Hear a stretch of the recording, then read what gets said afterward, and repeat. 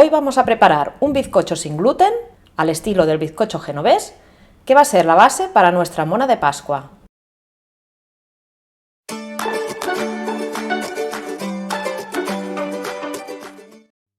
Para hacer el bizcocho vamos a necesitar azúcar, huevos, harina de uso común o de repostería sin gluten, aceite, leche, levadura química y sal. Lo primero que vamos a hacer es preparar el molde que vamos a usar para hacer el bizcocho. Tengo un molde desmontable de 20 centímetros de diámetro. Cubrimos el fondo con papel de horno, cortamos el papel que sobra y engrasamos las paredes, ya sea con aceite o con mantequilla. Yo estoy utilizando aceite. Empezamos con los huevos. Tenemos 4 huevos tamaño L y vamos a separar las yemas de las claras, asegurándonos que no cae ningún trocito de cáscara ni ningún trocito de yema en las claras.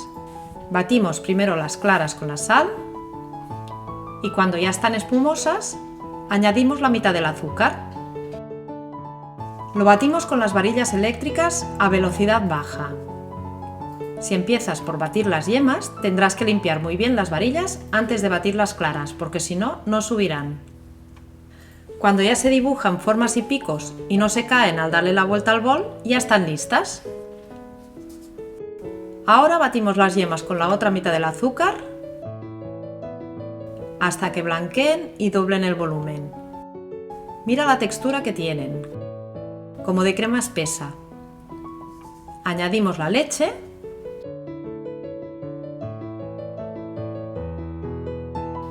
y ahora el aceite. La leche y el aceite se lo añadimos para que quede más esponjoso, porque las harinas sin gluten de por sí suelen ser más secas. En otro bol mezclamos la harina de repostería sin gluten con la levadura química, que también tiene que ser sin gluten.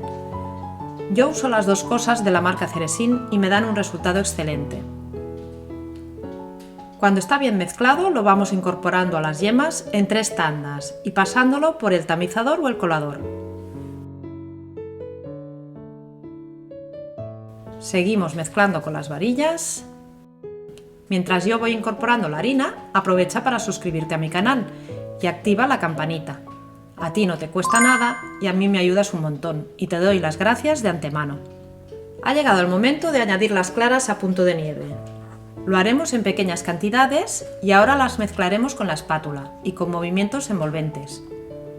Vamos a ponerle mucho cariño a este paso porque así nos quedará el bizcocho súper esponjoso. Ya hemos terminado de incorporarlas. Mira qué masa más esponjosa se ve. La vertemos en el molde que ya tenemos preparado.